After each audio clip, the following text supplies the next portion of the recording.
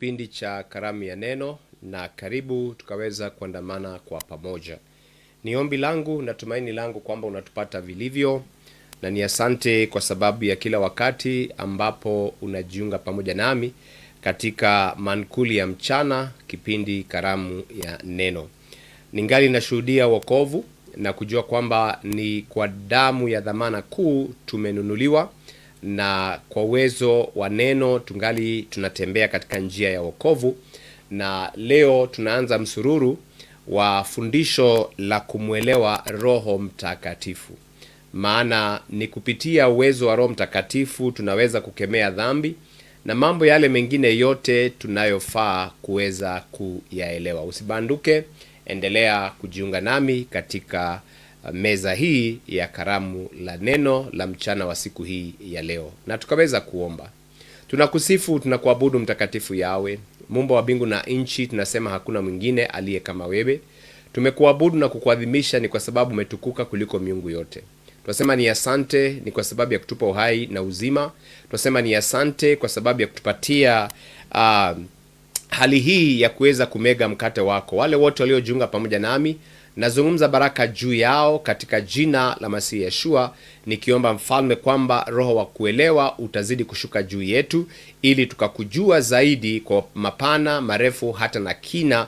Yale ambao umefichua Baba yamekuwa ni yetu, tusiyoyajua Mfalme, yangali katika sirini mwako. Sifa na utukufu ziwe ni zako milele hata na milele, kupitia hili jina takatifu uteule mno la mwanao wa pekee Masihi Yeshua Mwokozi wetu tumeomba pamoja na kushukuru, na natumai kwamba umesema amen, kusema na iwe hivyo. Tumekubaliana katika njia ya maombezi.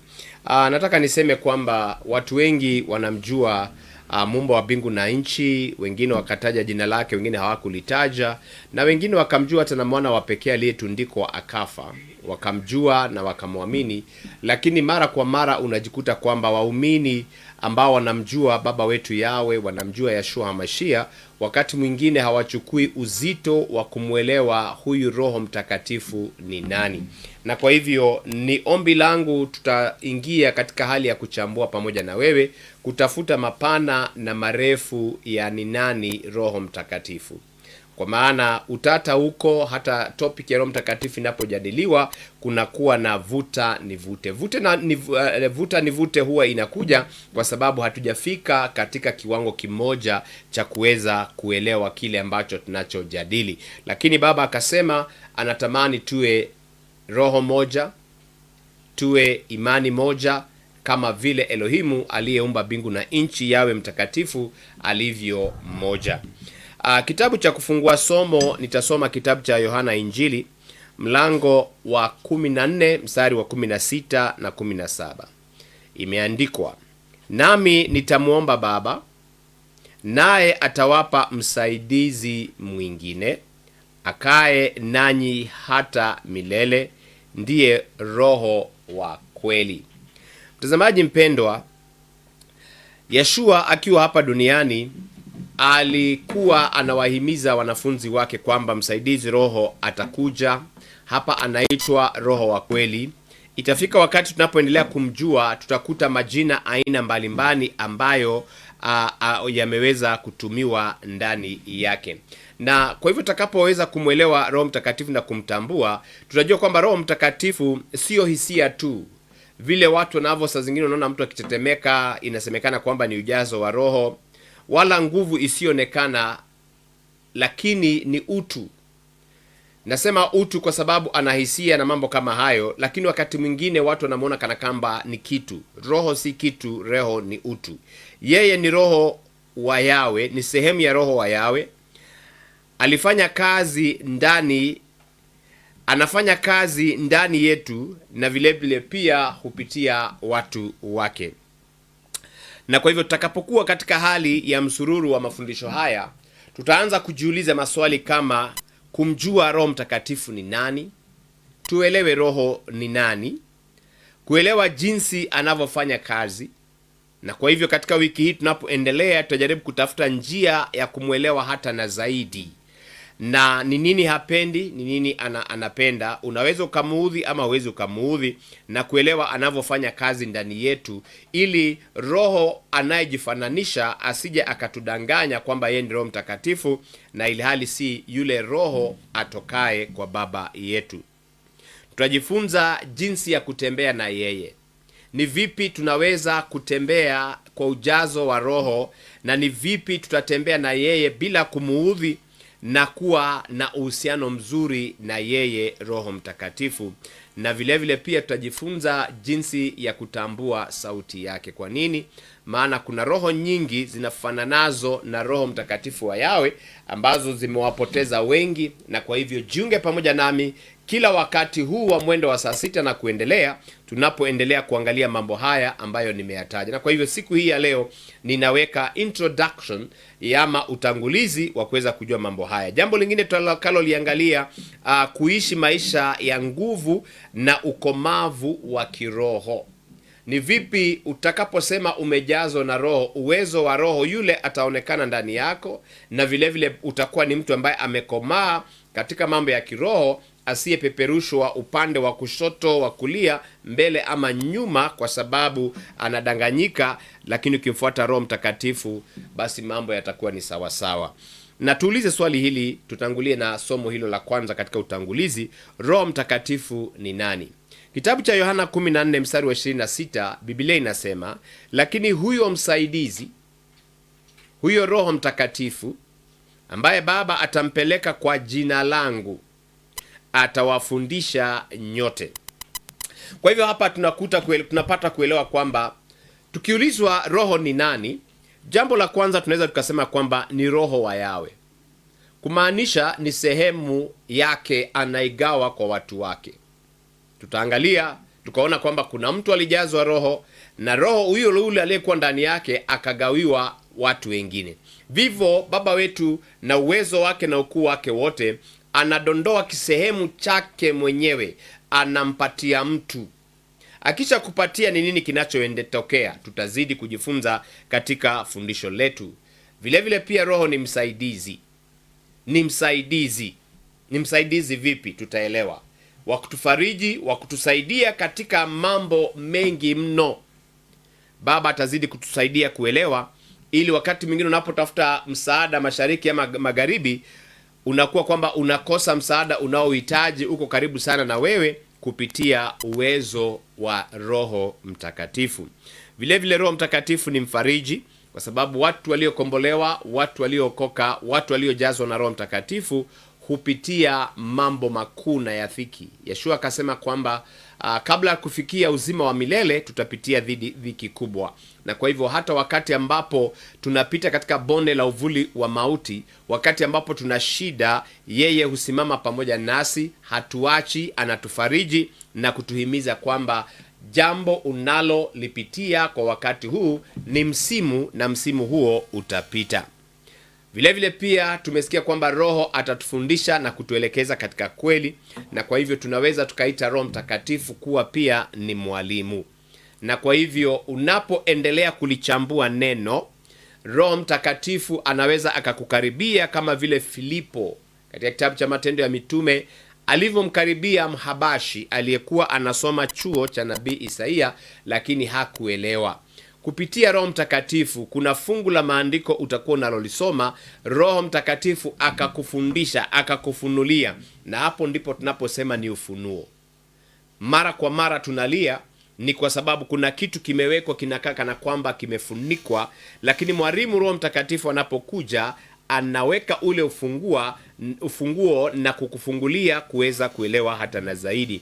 Vile vile pia tunaweza tukasema kwamba Roho Mtakatifu ni Roho wa kweli. Kwa nini? Kwa sababu pia Ibilisi ni roho na yeye ndiye baba wa uongo, lakini Roho Mtakatifu anayetoka kwa Baba, yeye ni Roho wa kweli. Kwa hivyo huwaelekeza watu katika kujua kweli yote. Biblia inaposema kwamba watakase kwa neno lako, neno lako ndilo kweli. Roho Mtakatifu, Yeshua akasema atawakumbusheni yale niliyowafundisha, atawaelekezeni katika kweli nyingine, na vile vile pia atawaonyesha mambo yaliyo ya wakati, kwa sababu yeye ni mwalimu, na katika lugha ya Kigiriki wanatumia neno rema, yaani neno la huo wakati. Kupitia Roho Mtakatifu anakufundisha kitu kipya ambacho unaweza ukafanya na mambo yako yakaweza kubadilika. Vile vile pia tunaweza tukasema kwamba Roho Mtakatifu ni nguvu ya Yawe inayotenda kazi. Biblia inasema kwamba walijazwa Roho akatenda kazi pamoja na wao. Na hivyo ni vizuri kuelewa, mara kwa mara watu wanatumia sifa ya kana kwamba Roho ni kitu. La, Roho si kitu. Roho ana utu kama vile Yawe alivyo na utu. Roho Mtakatifu ana utu kama vile Yeshua alivyokuwa na utu. Na hivyo kitu ambacho kina utu, utasikia kwamba yeye ananena, kama vile tunavyoelewa kwamba Baba wetu Yawe amezungumza mara kwa mara katika masikio ya manabii, akawazungumzia katika jonzi na ndoto. Vile vile Roho Mtakatifu hunena, na kwa hivyo ana mdomo wa kutuzungumzia. Na unavyozidi kuendelea kupata uhusiano na yeye, kuna mambo mengi sana ambayo Roho anatuzungumzia. Mfano ni Mtume Shaul. Wakati fulani anataka kwenda Macedonia, lakini Roho anamwambia usiende, na Roho huzungumza katika njia za aina mbalimbali. Roho si kitu, ana utu, ni kwa sababu hufundisha. Kama vile mwalimu anavyofundisha, Roho Mtakatifu vile vile huweza kufundisha, huweza kuelekeza, huweza kuonya. Na jambo lingine, Roho Mtakatifu huongoza. Kama vile mtu anavyoshikwa mkono kipofu akaelekezwa, Roho Mtakatifu vile vile pia huweza kuongoza. Biblia ikasema kwamba tunafaa kujazwa na Roho Mtakatifu, na yule Roho akawa anatuongoza, akawa anatuelekeza, na jina la Baba wetu na lipewe sifa. Vile vile pia akiwa na utu, kama vile Baba anavyosema anaowapenda huwarudi, Roho Mtakatifu vile vile hukemea. Kwa hivyo Roho anaweza akamwingia mtu akamkemea mwingine kwa sababu ametabiri na kumwambia mambo haya sio mazuri. Na vile vile pia anaweza akakukaripia na kukukemea na kukuambia kwamba haya unayoyafanya hayaambatani na Yawe ambaye amekupa sehemu ya Roho wake ndani yake. Roho Mtakatifu vile vile pia tunaona kwamba ni mfariji wa dhati. Yeye huwafariji watu katika nyanja mbalimbali. Na vile vile pia yeye Roho Mtakatifu hutoa hekima. Yeshua akasema kwamba mtakapoenda hata katika mbele za hakimu, msiwaze mtasema nini. Kwa wakati ule ule Roho Mtakatifu anaweza akawashukia na akawapatia maneno ya kuweza kusema. Na vile vile pia Roho Mtakatifu hutoa nguvu, na kupitia nguvu za Roho Mtakatifu mambo mengi huenda yakatendeka. Nataka nikufahamishe mtazamaji mpendwa kwamba Roho Mtakatifu hakuanza wakati wa Pentekoste, na hivi sasa tungali tunaendelea katika mahesabu ya kufikia tarehe zile za Pentekoste, maana zinajulikana.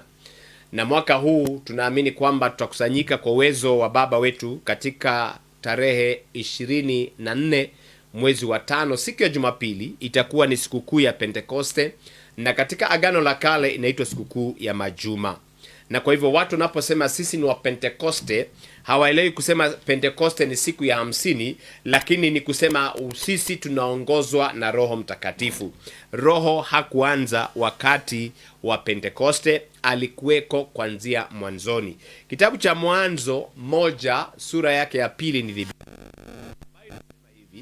Roho alikuwa juu ya uso wa maji. Roho wa Elohimu alikuwa ametulia juu ya uso wa maji. Na kwa hivyo kabla hata mbingu na nchi na vyote vilivyomo havijaumbwa, tunakuta kwamba Roho Mtakatifu alikuweko kabla. Alikuwa kabla ya uumbaji. Roho Mtakatifu wa Yawe alikuwa tayari akitenda kazi. Roho Mtakatifu amekuwa ni sehemu ya kufanya kazi pamoja na Baba. Roho wake ndani yake akifanya kazi pamoja na yeye. Na kwa hivyo tunaweza tukasema kwamba Roho Mtakatifu alishuka katikati alihusika katika uumbaji. Roho Mtakatifu alihusika katika uumbaji. Alihusika pia katika hali ya kutoa uhai, wakati ambapo Baba alipopuliza katika mapua ya kiumbe alichokiumba kama matope, kikawa nafsi yenye kuishi. Kwa hivyo aligawiwa sehemu ya kupa mtu uhai, na vile vile pia aliwatia nguvu manabii. Katika kitabu cha Agano la Kale tunapata kwamba manabii walijazwa na Roho. Katika kitabu cha Agano la Kale wafalme walijazwa na Roho na baadhi ya watu wachache waliochaguliwa, lakini baada ya kutoka wakati wa Pentekoste tunakuta kwamba bila shaka watu wote wamefunguliwa mlango wa ujazo wa Roho Mtakatifu. Na kwa hivyo tunapoendelea kuchambua neno hili, tunapoendelea kujifundisha, tutazidi kuelewa na kila mtu kujiuliza, je, nina sehemu ya Roho Mtakatifu ndani yangu? Na ni kiwango cha aina gani nilicho nacho? Na je, ninaweza kuwa kwamba kinaongezeka ndani yangu? Huyo Roho Mtakatifu alionekana kana kwamba ni mwale wa moto uliokuwa unaongoza Waisraeli, na wakati mwingine akaonekana kama ni mwale wa wingu uliokuwa unaongoza Waisraeli. Kwa hivyo Roho Mtakatifu alihusika hata kabla ya wakati wa Pentekoste. Vile vile Roho Mtakatifu aliwatia wafalme mafuta. Ndiposa nikasema watu wote waliochaguliwa kuwa wafalme ama manabii walijazwa na Roho Mtakatifu na wakawa na nguvu ambazo ziliangaliwa kana kwamba ni mafuta ndani yao. Shauli alianza kutabiri kama manabii kwa sababu uwezo wa Roho Mtakatifu ulifanya kazi ndani yake. Vile vile pia tunapoungama hali ya wokovu tunajua kwamba Yeshua alifufuka, na Biblia inasema kwamba kufufua Yeshua kutoka katika wafu, kazi hiyo ilikuwa ni kazi ya Roho Mtakatifu. Roho amekuwa sehemu ya kazi ya Yawe tangia kitambo, tangia hata mwanzo wa dunia. Na kwa hivyo tunavyozidi kuendelea kujifunza, tutazidi kujua mengi na mapana na marefu. Kwa hivyo leo nikasema kwamba roho ni kutanguliza kumwelewa Roho Mtakatifu. Tuzidi kuingia kwa mapana, tuzidi kuingia kwa kina kumwelewa huyu Roho Mtakatifu ni nani. Sehemu ya mwisho ambayo katika utangulizi wa siku hii ya leo nataka kujadili hoja ya kwamba Roho Mtakatifu hukaa ndani ya waumini, na hapo ndipo palipo na raha kuu tunapoelewa kwamba tumejazwa na Roho Mtakatifu. Wakorintho wa kwanza, mtume Shaulu kipenda anaandika katika kitabu cha Wakorintho wa kwanza 3:16, hamjui ya kuwa nyinyi mumekuwa hekalu ya Elohimu, na ya kuwa Roho wa Yawe, Roho wa Elohimu wa kweli akaa ndani yenu. Katika Agano la Kale, Roho alikuja juu ya watu muhimu kwa muda. Hakukaa labda hata wakati wote, lakini kupitia Yeshua, Roho sasa anakaa ndani ya kila muumini. Tubu, ubatizwe, ukajazwa na Roho Mtakatifu, na kwa hivyo Roho Mtakatifu ni wetu sisi wote. Kila mtu ana sehemu ya kupokea kipawa cha Roho Mtakatifu na akae nasi kila wakati. Wakati tu anapoweza kukuacha ni wakati ambapo umemuudhi Roho. Mtume Shaul akaandika kwamba jihadharini msiuzime moto wa Roho, msimhuzunishe Roho, maana anaweza akatoka ndani ya kila mmoja wetu na akatuacha tukabakia watupu bila Roho Mtakatifu, na hapo ni hatari. Na vile vile pia kama hauna Roho Mtakatifu, Mtume Shaul vile vile anaandika katika Warumi 8 akasema, asiye na Roho Mtakatifu huyo sio wake. Kwa hivyo ujazo wa Roho Mtakatifu kwa kila mmoja wetu ndio inaokuwa kama DNA ya kusema kwamba umepata sehemu ya Baba aliyekuzaa katika kiroho. Kama vile Roho Mtakatifu alisababisha bikira kutunga mimba, mtoto wa kipekee pasipo uwezo wa mbegu ya mwanamume akazaliwa, hata wewe unapoamini kuna sehemu inayotoka na ukapatiwa sehemu mpya, mwili ambao unaweza kuongozwa na Roho, mawazo ambayo yanaweza kuongozwa na Roho. Tumekuwa makuhani wa Yawe.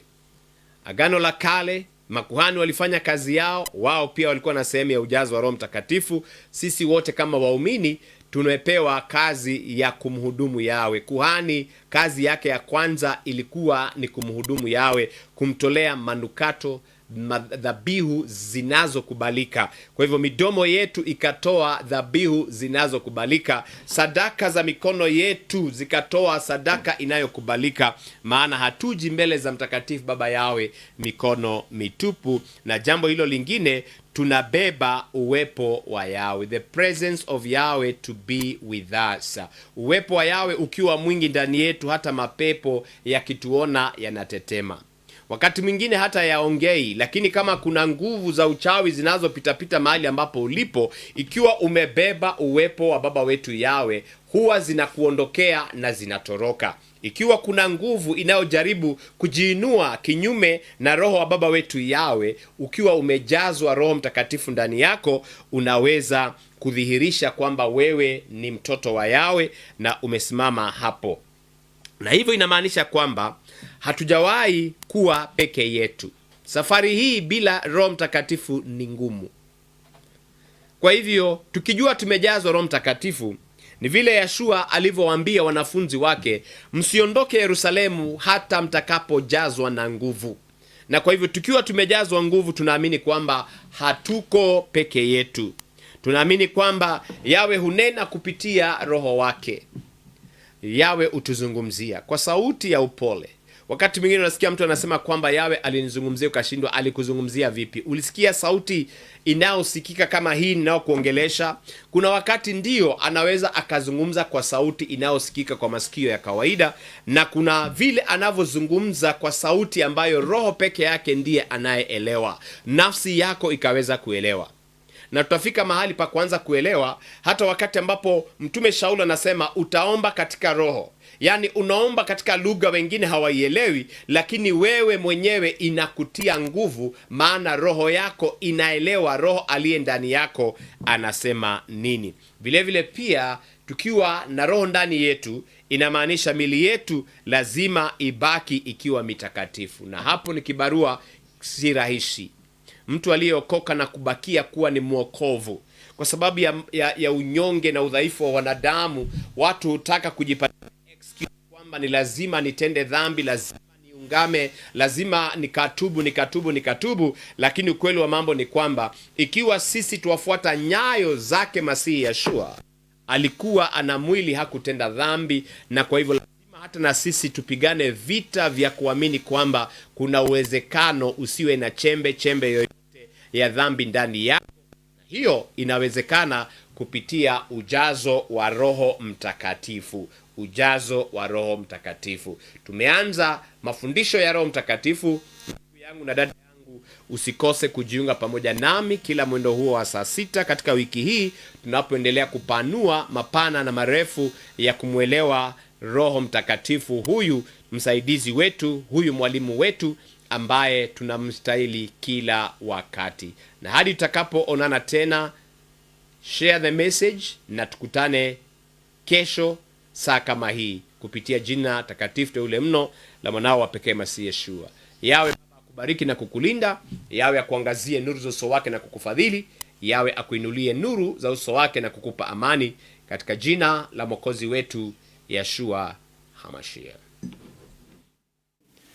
This is Word First program, and I am your host, Pastor Stephen. Are you longing for truth that sets you free? Hungry for wisdom that opens your eyes, builds your faith, and transforms your life? Then tune in to Messianic Voice TV for Word First, a powerful program bringing you insightful teaching, deep knowledge, and life-changing sermon that will awaken your spirit. Why am I here to tell you we need to exalt the Bible calendar above all other? Why? You can do better than just buying a flower once in a year. Brought to you by Overseer S.K. Nganga, a voice anointed to restore, awaken, and equip the body of Messiah. Join us every Monday, Wednesday, and Friday from 2 p.m. to 9 p.m. only on Messianic Voice. He is requesting us to follow him. Definitely, we will follow his timings. Don't miss out on this preparation hour. Stay tuned Stay blessed and don't forget to share the link. Be a blessing to the world.